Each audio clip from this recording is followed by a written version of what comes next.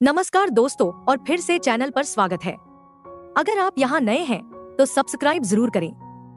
उम्मीद है कि आपका दिन शानदार गुजर रहा होगा। कहानी आगे बढ़ती है लो फेंग के साथ, जो अब वुलोंग क्षेत्र में है। यहाँ लो फेंग दोबारा वुलोंग में लौटा है कुछ विशेष वस्तुएं खोजने के लिए, जिसमें जिर्ग की सामग्री खरीदना और सिल्वर के अवशेष ढूंढना शामिल है, जो लो फेंग की नई शक्ति का आधार बनेंगे। वुलोंग स्टार में लो फेंग का समय बीत चुका है, लगभग एक सदी से भी ज्यादा, जहां उसे सिल्वर से बहुत कुछ प्राप्त हुआ। भले ही लो फेंग सिल्वर का उपयोग अपनी शक्ति बढ़ाने में करता है, अब लो फेंग की शक्ति फिर से बढ़ रही है और इस बार वह सिल्वर में परिवर्तित हो गया है। लेकिन लो फेंग को यह भी महसूस होता है कि उसका मानव शरीर इस नए सिल्वर कवच को सहन नहीं कर पा रहा, क्योंकि यह कवच बहुत अधिक शक्ति और दबाव देता है।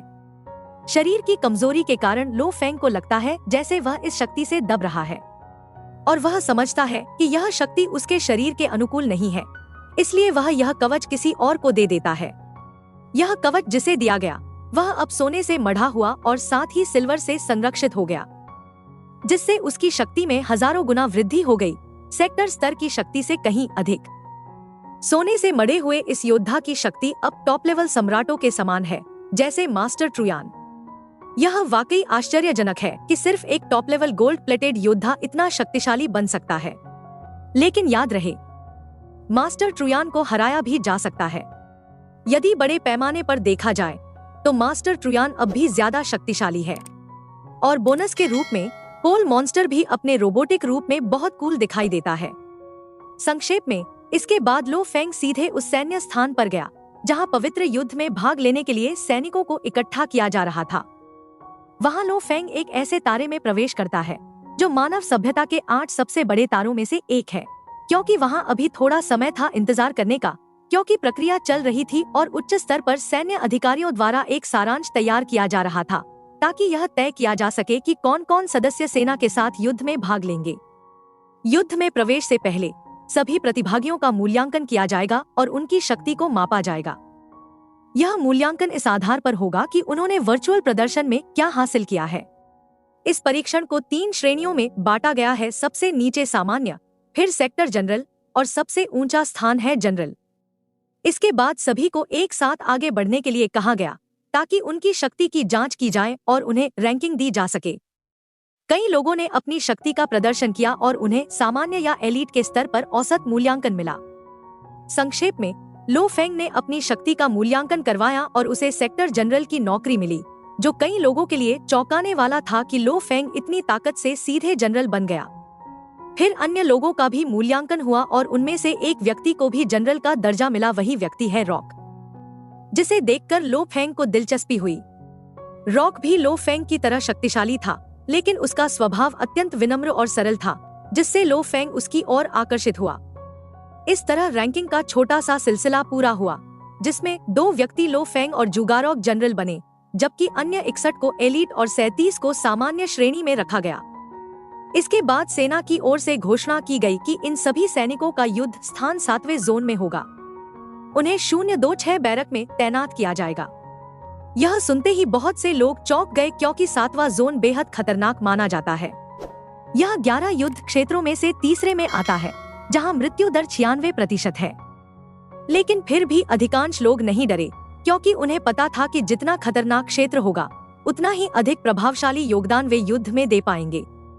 फिर लो फेंग और बाकी लोग 7वें जोन की ओर बढ़े, और वहां पहुंचने के तुरंत बाद सैन्य मुख्यालय से आदेश जारी कर दिए गए। कुछ सदस्य ऐसे हैं जो इस परीक्षण में भाग लेने वाले हैं, और बताया गया कि वहां 2 लोग ऐसे हैं जिन्हें जनरल की रैंकिंग मिली है, जिससे वहां मौजूद सभी लोग तुरंत लो फेंग और रॉक को अपनी टीम में शामिल करने के लिए लड़ने लगे, क्योंकि ये दोनों ही जनरल की श्रेणी में आते थे। इस बीच वहां एक महिला आती है, जो रॉक और लो फेंग को अपनी टीम में शामिल होने का प्रस्ताव देती है। वह महिला अपनी मानसिक शक्ति का उपयोग करके रॉक और लो फेंग को प्रभावित करने की कोशिश करती है। लो फेंग तुरंत उसकी मानसिक शक्ति को रोक देता है, लेकिन रॉक उसकी मानसिक तरंगों से प्रभावित हो जाता है, जिसे लो फेंग ने फिर से सचेत किया।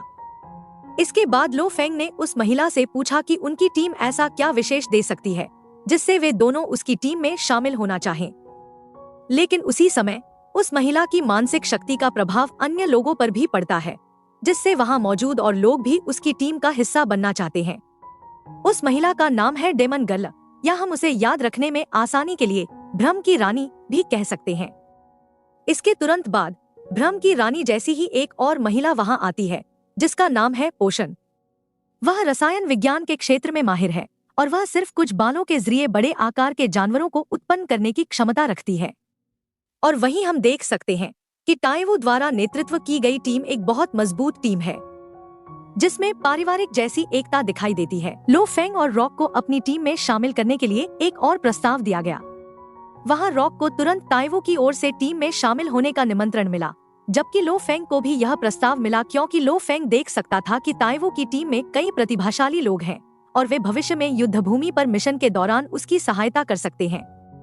यह देखकर टाइवू की टीम काफी प्रसन्न हुई कि लो फेंग और जुगारोक उनकी टीम में शामिल होना चाहते हैं। इसके बाद कप्तान टाइवू ने उन्हें एक हवाई यात्रा के लिए आमंत्रित किया। फिर वे सैन्य शिविर को छोड़ते हैं, कप्तान टाइवू के विमान F9.026 में सवार होकर, जो एक विशेष रक्षा प्रणाली से युक्त है। यदि वे इस विमान के भीतर रहते हैं तो वे बाहर से आने वाले किसी भी हमले से सुरक्षित रह सकते हैं। और इसी दौरान पोषण लो फेंग को समझाती है कि 7वें क्षेत्र में अभी भी कई पुराने संसाधन बचे हुए हैं, लेकिन बहुत कम लोग हिम्मत करते हैं उन्हें खोजने की, क्योंकि यदि कोई भी सैनिक सैन्य परिसर से बाहर निकलता है, भले ही वह दूरी में बहुत पास हो, तो भी वह युद्ध क्षेत्र में प्रवेश कर चुका माना जाता है। जैसे ही कोई व्यक्ति बैरक की रक्षा सीमा से बाहर निकलता है, शत्रु उस पर कभी भी हमला कर सकते हैं। मतलब चाहे वह कितनी भी पास क्यों न हो, यदि वह सैन्य सुरक्षा घेरे से बाहर है तो वह एकदम युद्ध के मैदान में है। इसलिए सभी को सतर्क रहना अनिवार्य है। अब उनका अगला लक्ष्य है उस क्षेत्र तक पहुंचना, जो उनकी वर्तमान स्थिति से लगभग 8000 लाइट स्पीड की दूरी पर है। लेकिन वे इस दूरी को तेजी से पार करने के लिए अंधकारमय अंतरिक्ष मार्ग से गुजरेंगे। हालांकि कप्तान टाइवू को यह बात याद रहती है कि जैसे ही वे बाहरी क्षेत्र से बाहर आएंगे, उनका सामना एक रक्तरंजित संघर्ष से हो सकता है। लो फेंग और रॉक को कप्तान टाइवू की यह चेतावनी मिलती है, लेकिन इससे पहले कि वे गंतव्य तक पहुँचे, एक भयावह समाचार मिलता है। वह स्थान जहाँ वे जा रहे हैं पहले ही एक ऑटोमेटन द्वारा रक्तपात में डुबो दिया गया है। ऑटोमेटन ने वहाँ के लोगों की हत्या कर दी और मानव जाति के संसाधनों पर कब्जा कर लिया, या यूँ कहें कि यह मानव जाति के लिए एक जाल बन गया है। लेकिन ज्यादा समय नहीं बीता था कि ऑटोमेटन को एक यूएफओ की उपस्थिति महसूस होती है, जो और वह तुरंत लो फेंग की दिशा से आने वाले आगंतुकों को आमंत्रित करने के लिए अपने आरएस ऑटोमेटन के रोबोट को सक्रिय करता है। इस बीच लो फेंग और उसके साथियों की यात्रा जारी रहती है, जहां कुछ लोग खेल भी रहे हैं। और यहीं से अगली कहानी शुरू होती है। अगले सप्ताह लो फेंग अपने साथियों के साथ एक बड़े संकट का सामना करेगा, जब उनके विमान को आरएस ऑटोमेटन द्वारा बीच रास्ते में रोक लिया जाएगा। इस ऑटोमेटन का नेतृत्व पलाटी नामक एक रोबोट कर रहा है, जो सीधे उनकी ओर बढ़ रहा है। न सिर्फ उनका विमान नष्ट कर दिया जाएगा, बल्कि उन्हें एक ऐसे बंदी क्षेत्र में खींच लिया जाएगा जहां केवल आरएस ऑटोमेटन के रोबोट मौजूद होते हैं। ये रोबोट F8 से F9 श्रेणी के होंगे, और जब इनकी ताकत को वहां मौजूद लड़ाकों से जोड़ा जाएगा तो उनकी शक्ति युद्ध के स्तर के बराबर होगी। इस क्षेत्र में उन्हें बहुत से रोबोटों का सामना करना पड़ेगा, और यह युद्ध क्षेत्र का सबसे खतरनाक भाग होगा। लड़ाई शुरू होती है, जहां लो फेंग और उसके साथी अपनी जान बचाने के लिए ऑटोमेटन की सेनाओं से जूझते हैं।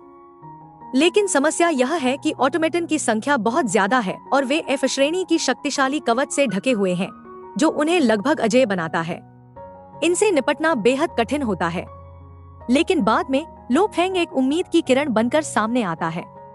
वह यानशान की शक्ति को उठाता है और उसका उपयोग करता है।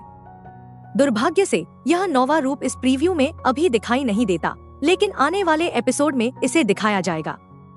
और यही है वह कहानी जिसका इंतजार हम अगले सप्ताह करेंगे।